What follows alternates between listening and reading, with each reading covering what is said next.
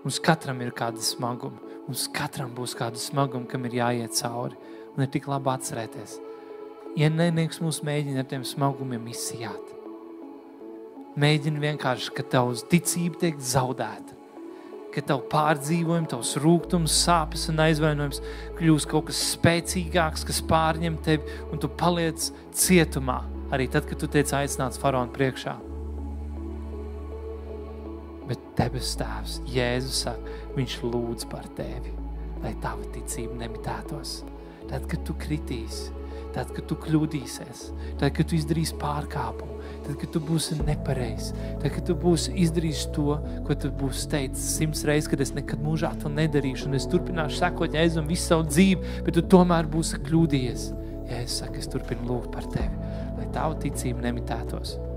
Un tad, kad tu atgriezīsies, ej un stiprini citus.